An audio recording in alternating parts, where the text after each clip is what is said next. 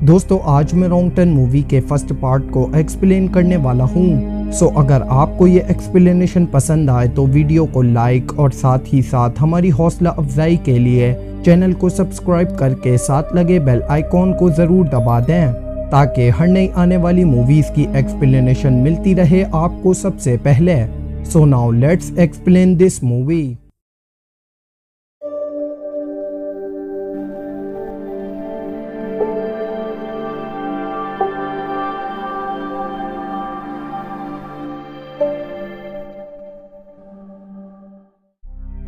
तो मूवी की शुरुआत में हम वेस्ट वर्जीनिया के जंगलात में रिची और हेली नाम के एक कपल को हिल क्लाइंबिंग करते हुए देखते हैं। अब रिची ऊपर चढ़कर काफी खुश होता है और वो हेली को भी जल्दी से ऊपर चढ़ने के लिए कहता है, लेकिन ऊपर चढ़ने के चक्कर में हेली का पैर फिसल जाता है और वो नीचे गिरने लगती है, लेकिन वो अपने आप को संभाल लेती है और फिर से ऊपर चढ़ने की कोशिश करने लगती है।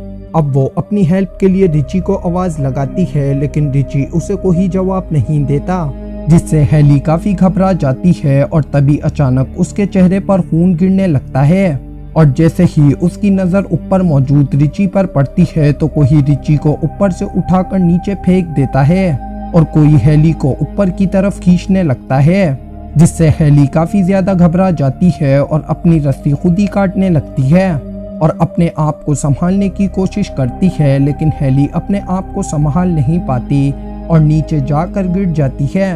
अब तभी उसकी नज़र रिची पर पड़ती है, जिसे देखकर वो काफ़ी ज़्यादा डर जाती है और अपनी जान बचाने के लिए वो वहाँ से भागने लगती है।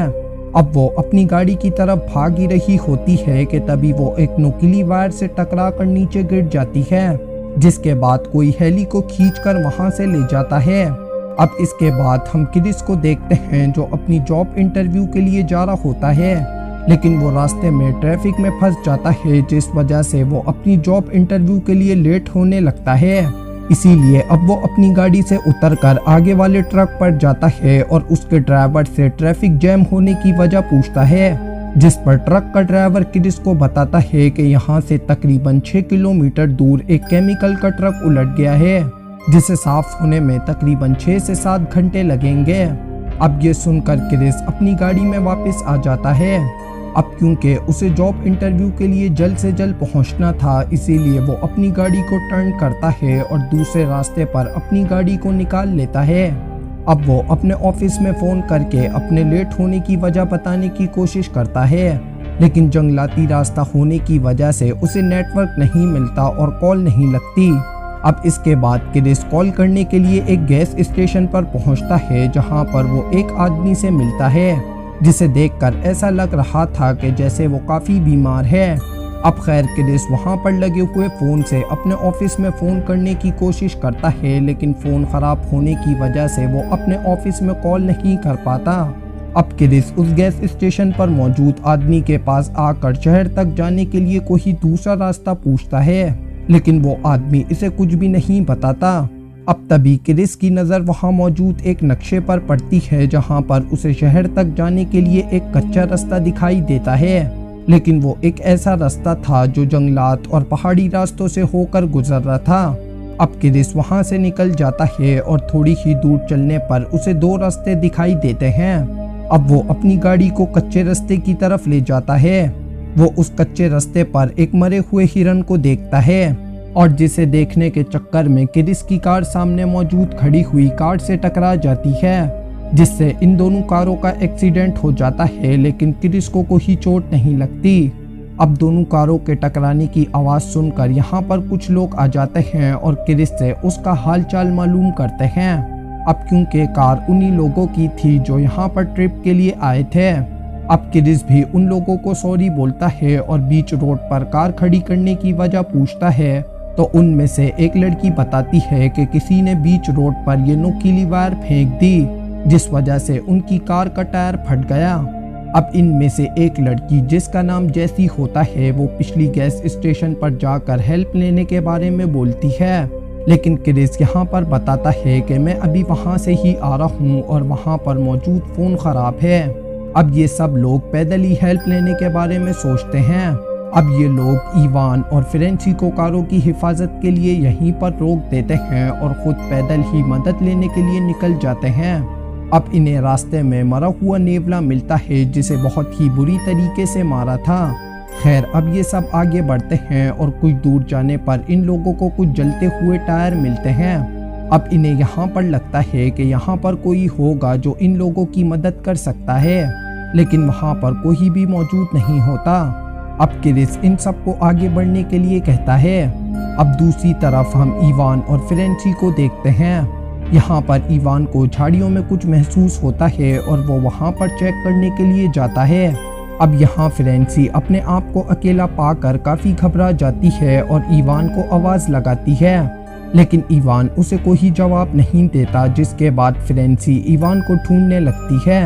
अब इवान को ढूंढने के दौरान फ्रेंसी को इवान का एक जूता मिलता है, जिसके बाद फ्रेंसी और भी ज़्यादा डर जाती है। और अब तभी फ्रेंसी की नज़र इवान के एक कटे हुए कान पर पड़ती है, जिसे देखकर वो बहुत ही ज़्यादा डर जाती है और रोने लगती है। अब फ्रेंसी यहाँ से भागने का सोचती कि तभी एक आदमी पीछे से आकर फ्रेंसी को जान से मार देता है।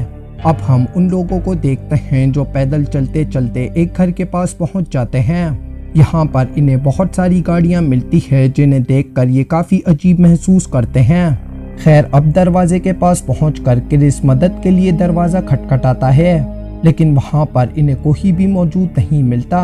अब ये सब फ़ोन ढूंढने के लिए अंदर चले जाते हैं।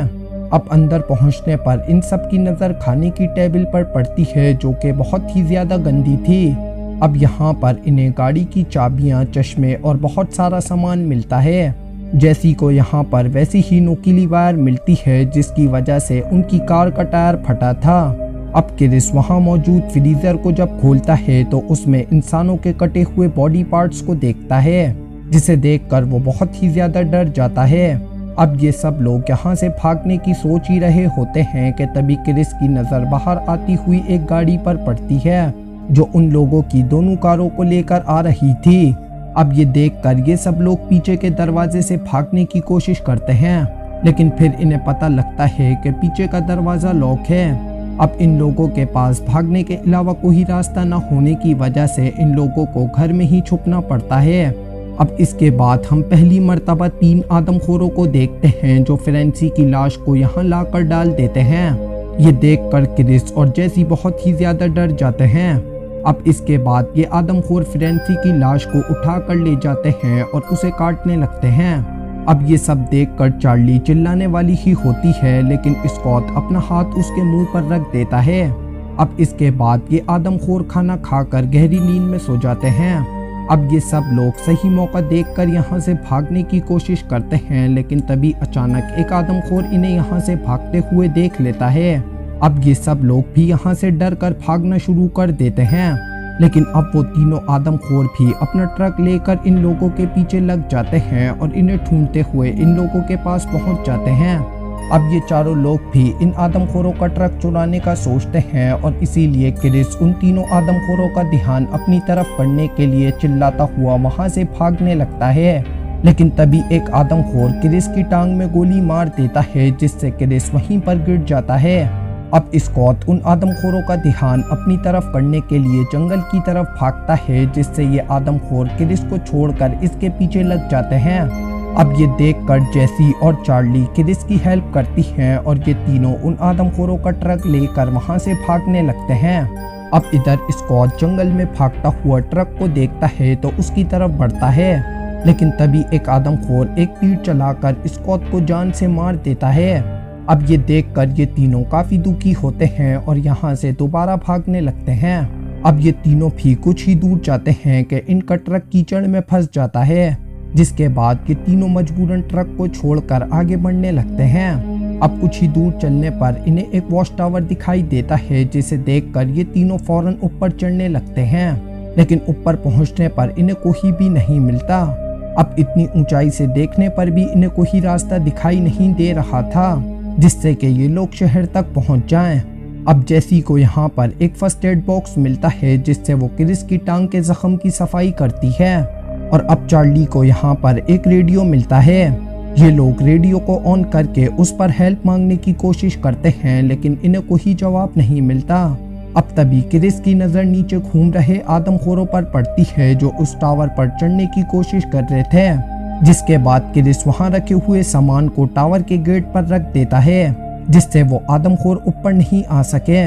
अब चार्ली एक बार फिर रेडियो पर हेल्प मांगने की कोशिश करती है, लेकिन तभी वो आदमखोर रेडियो की वायर को काट देते हैं और टावर को आग लगा देते हैं।